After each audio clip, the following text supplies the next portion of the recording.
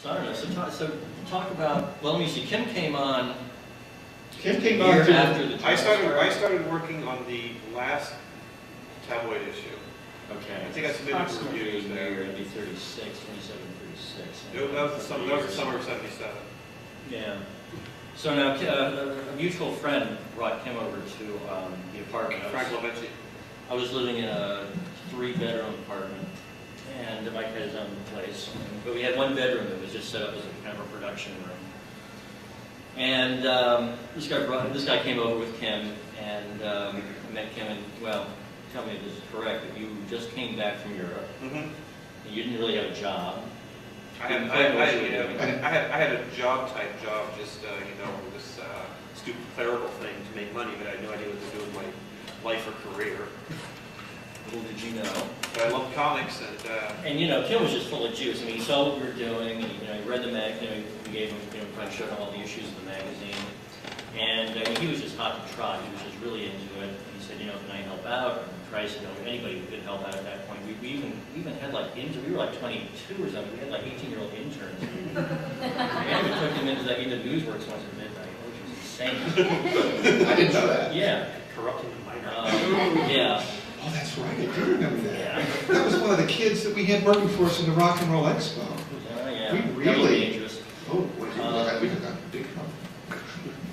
And But he was a good guy. He was a really sharp kid, too. he was in that stat room for a long time. Yeah. I was on there shooting stats.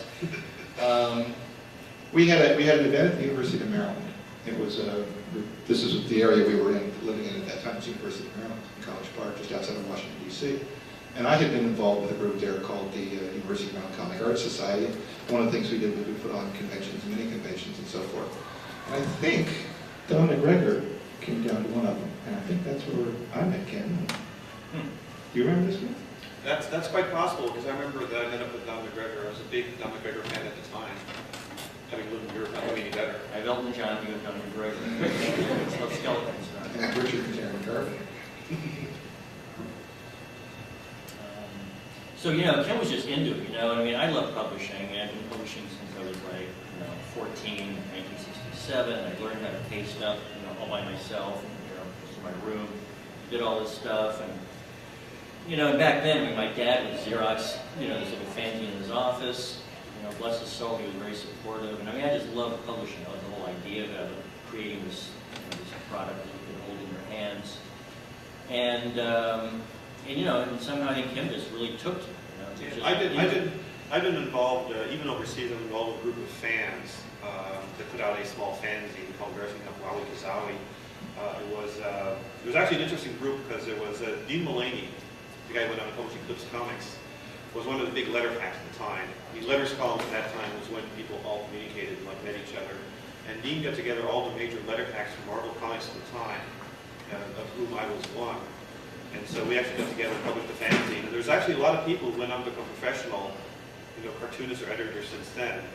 The members of that group included Ralph Macchio, editor at Marvel, Joe Duffy, Mary Jo Duffy, later editor at Marvel as well, Robert Brody, who since went on to write for Comic Journal and is a novelist and writes for DC Comics as well. Willie Blyberg, who's an artist, an inker, and an artist.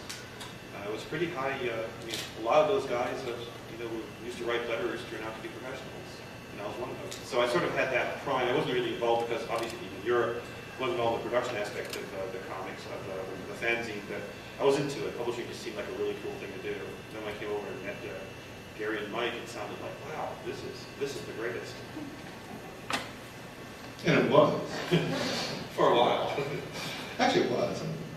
It was. We worked our asses off, but we really enjoyed what we were doing. We had full-time jobs. Yeah, all of us worked 40 hours a week, and then we would come and work, 40 or 50 hours a week on the magazine. It was just insane. I mean, we could never do that again. Remember when I stole a renewal letter including postage? No. Tell me that story.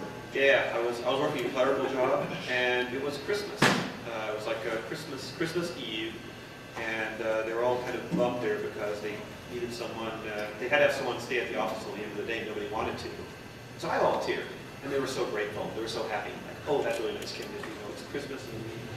And so, you know, it's like 1 o'clock in the afternoon, and they all leave. Last door closes behind the last person. I call Gary and says, Gary, we should do a renewal letter. I said, what should we do? Right. So I sat down, and I typed up the entire renewal letter, you know, the coupon and everything. And I went over to the Xerox machine, Xeroxed off like 300 or 400 copies. I went to the postage meter, ran them all through the postage meter. Didn't have addresses, didn't matter. And then I just bundled them all up in a box and took them all home. And so I did a free renewal letter for the comic strip. It was great. And I'm sure we needed the money too. And they were so grateful because I worked Christmas Eve. And you have to remember, you know. So we corrupted Kim No too. fucking money. I mean, we had no money. We had negative money. I mean, I remember working one temp job where I brought in my own like typing to do, my mailing list I had to do. They put me in a room. I think all I had to do was type up a mailing list from a phone book. I mean, it was tedious. So I sat in this room, there was an old Selectric typewriter, and I was just typing in. Well, I would just switch, you know, their typing for my own mailing. So every time the supervisor would stick his head in the door, he'd see me typing like crazy. You know, but half of what I typed was our own mailing. We were so poor, at the time the comic show subscription were 12 issues for $2. And we would go to the post office box like every day, hoping some of the people, instead of sending checks, had sent cash. So you'd like to be able to go out and like have a meal. Yeah. One thing that always amazed me to bear in mind is that the Comics Journal, as the LA Journal started, it was probably the low point for American comics in the history of the world. The comics were just so awful, and then they're just like at the moment. Yeah. I don't think they've ever gotten any worse. Yeah, 75. So people look at those early issues and go, you're covering stuff like, you know, Star Wars and Shade the Changing Man and whatever, and it's what was there. Kim wrote a retrospective around 78 of Tom Sutton's reviews. That was the high point. Yeah, I still love Tom Sutton. Well, we all do now. Yeah. He was president of both. But then, you know, but I mean, the content, you know, obviously is what really, you know, attracted attention. Well, we got into the business of pissing people off, really. And you have to remember, I mean, this was such a different world back then. I mean, it was just populated by things like Comic Reader, which were, and all these fanzines back then were just put out by really well-intentioned fans, but they were just serious, hardcore fans. They loved the comics, they loved the prose, they loved, you know, talking to these professionals. I mean, they were all hagiographic, and they weren't, you know, they just weren't critical. You know, the interviews were just very gushy and shallow, and you know, we just took a much more critical approach to comics, and I mean, it just blew people's minds. I mean, And the interesting thing was that once we started this approach, We showed the 5-minute sign, by the way. okay, once we started this approach, and you know, it really was shocking a lot of people, but we started to find like-minded people. You know, there'd be 20 people saying, you know, what a terrible thing we're doing, but then there's someone would write a letter and say, you know, well, this is the way I was thinking too. And so then we started to recruit these people to be writers or columnists or whatever. And it was like, you know, you just couldn't talk to Gary or me without getting sucked in. And that's how we started to build. I mean, and that's what we did to Kim. He still doesn't know that he got tricked into becoming a Fantagraphics. But that's what we did. And that's when someone would express some sort of similar attitude or opinion, and we'd say, oh, you want to write for us? You want to write that down? We'll print it.